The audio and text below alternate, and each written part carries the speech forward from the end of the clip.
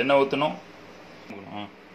On ஆயிட்டா இப்போ வந்துட்டு என்ன ஊற்றணும்? ஸ்டெப் எண்ணெய் 3 பொங்க 3 ஊற்றிடுங்க. 3 ஊற்றணுமா? ஆமாம். இது கொஞ்சம் எண்ணெய் நிறைய தேவைப்படும், இல்லைன்னா பத்திரும். ஆமாம். கொஞ்சம் நேரம் தேவைப்படாத நல்லா பெரட்டி நல்லா ஒட்டாமல் வரும். போதும். லாக் பண்ணி வச்சுருங்க. தண்ணி பற்றக்கூடாது, எண்ணெயில் லாக் பண்ணிடுங்க. இதெல்லாம் கொஞ்சம் டிப்ஸு பார்த்துக்கணும். பார்ப்போம். சரி, மறந்துடறேன். ஃபஸ்ட்டு சூடாகட்டும். ஃபஸ்ட் ஸ்டெப் கடுகு, சீரகம் எல்லாம் பக்கத்தில் வச்சுருக்க காரணம் இல்லை சீரகம், கடுகு, கருவேப்பிலை, பச்சை மிளகா, அப்புறம் இந்த உருளைக்கிழங்கு அவிச்சு வெட்டி வச்சுருக்க உருளைக்கிழங்கு ஐட்டங்கள் இதெல்லாம் போட்டதுக்கு அப்புறம் தான் இப்போ சீரகம் ஒரு ஸ்பூன் குறைச்சிக்காங்க. பஸ் இதுக்கப்புறம் கருவேப்பிலை. ஆமாம், அது பொடிட்டுமே வடுக்குள்ள டக்குன்னு போட்டீங்க. சீரகம் கொஞ்சம் இதாக வேண்டாமா? பச்சை மிளகா எடுத்துக்காங்க, பக்கத்தில் வச்சுக்காங்க. அப்படியே தள்ளி விடுங்க. பச்சை மிளகா கொஞ்சம் படப்படப்பதுக்கப்புறம் உருளைக்கிழங்கு போடுங்க. அடுத்து போட்டுருங்க. ஆமாம், ஃபஸ்ட்டே போடுங்க. அப்படியே லைட்டாக இது பண்ணி விடுங்க. வடப்பாவுக்கு இதானே போடுவாங்க? வடப்பாவுக்கு உள்ளதானே அந்த வேறு எதுவும் போடுவாங்களா? வடப்பாவுக்கு மசாலா போடுவாங்களா? சரில ஓட்டோன்னு வரும் மனமாக. இது பிறக்கிட்டிங்களா? அப்படியே கொஞ்சம் விட்டுருங்க. கொஞ்ச நேரம் விட்டுருங்க. ரொம்ப கிண்டக்கூடாது, இப்போ உடஞ்சிரும் அந்த உருளைக்கிழங்கு. அப்புறம் இது லைஸாக 1/4 ஸ்பூனு மஞ்சள் பொடி எடுங்க. இப்போ தட்டுங்க. இன்னும் விலை வேணாம். தட்டுங்க. இன்னும் தட்டுங்க கீழே. இன்னும் பஸ் இதை மட்டும் போடுங்க. சுற்றி போட்டுருங்க. அப்படியா? உப்பு இப்போமே எல்லாத்துக்கும் சேர்த்தே உப்பு போட்டுருங்க. ஆக்சுவலி குறைச்சிக்காங்க. இன்னும் குறைச்சிக்காங்க. பஸ் இப்போ போடுங்க. சுற்றி போட்டுருங்க. இன்னும் கொஞ்சம் 1/4 ஸ்பூன் எடுங்க.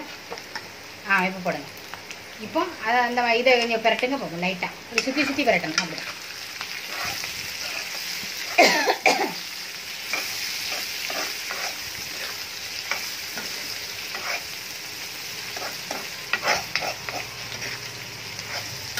அப்படி விட்டுருங்க. கொஞ்ச நேரம் விட்டுருங்க. அப்படி இது எல்லாமே ஒவ்வொன்றா லாக் பண்ணுங்க. பார்ப்போம். போட்ட ஐட்டங்கள் எல்லாத்தையும் லாக் பண்ணிடுங்க.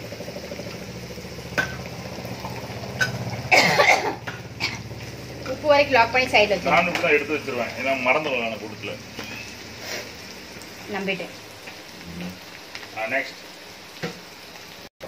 இப்போ சாபதானா போடுங்க. தட்டி விட்டுருங்க. கைட்டே தட்டி விடுங்க. ஒன்றும் செய்யாது. கைட்டு தான் விடுங்க.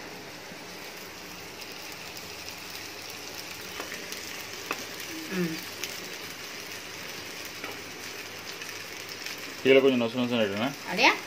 புழுனாயிட்டோம். ஆமாம். இதுக்கு வந்து இந்த தண்ணி இழுக்கிறது ஒன்று இருக்கலாம், அதில் போடணும். அப்படி போட்டுருவாங்க. சரி, எடுத்துங்க. அப்படி தடவி போடக்கூடாதுப்பா.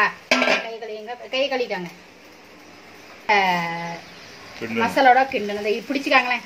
இந்த கை என்ன செய்யுது? இதை கொஞ்சம் இதை வச்சு பிடிச்சிக்கிட்டா நல்லது. சப்போர்ட்டிங் இருக்குங்களா? கிண்டதுக்கு நல்லா கம்ஃபர்டபுளாக இருக்கும். மெதுவாக அப்படி உருட்டி எடுத்து கிண்டணும். அப்படி தான் கீழேருந்து மேலேருந்து மெஸ்ஸில் அப்படி கிண்டணும். அப்புறம் பெரிய செட்டில் போட்டுருக்கணுமோ?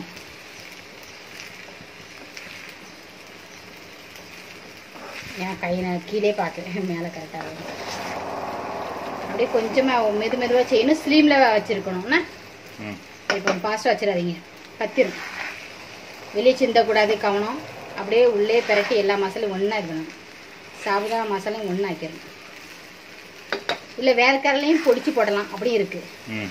நான் இப்போ செய்யலை, வேணால் பொடிச்சு போட்டுருந்தேன். அதை மிக்சரில் போட்டு ஒரு சுற்றி பொடி பண்ணி அந்த மேலே தூவிடுவாங்க. டேஸ்ட் கொடுக்கும். வெளியே வர்றது சிந்திராமல் பார்த்துக்காங்க. காணும்.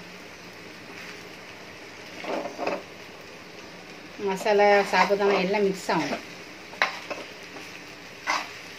அப்புறம் டேஸ்ட் பார்த்துட்டு உப்பு காணாமல் மறுபடியும் தூவி ஒரு பிரட்டிடலாம். இப்படி பண்ணிவிட்டு கொஞ்ச நேரம் அப்படியே வச்சிடணும். மூடி வைக்கணும். இந்த சாப்பிட கொஞ்சம் சூடு இதாகும். கொஞ்சம் நல்லா பரட்டி விட்டுருங்க. இப்போ எல்லாம் போட்டேன்னு பார்த்து நிறைய உள்ள சிந்தி கோயில். ஒரு நிமிஷம். இப்போ ஒரு நிமிஷம். அது கொத்தமல்லி போட்டு எடுத்துடணும். அவ்வளோதானே. இப்படி ஒரு 5 மினிட்ஸ் கிட்ட மூடி வச்சு கொஞ்சம் கிண்டணும். கிண்டி முடிச்சு ஒரு இதுக்கெல்லாம் ஒரு 15 நிமிஷம் தான், 20 நிமிஷம் மேக்ஸிமம் நல்லா இதாகணும்னா. அப்புறம் கடைசியில் கொத்தமல்லி பொடிசை நறுக்கி மேலே கவர் பண்ணிடணும். அவ்வளோதான். சரி, ரைட். டன்.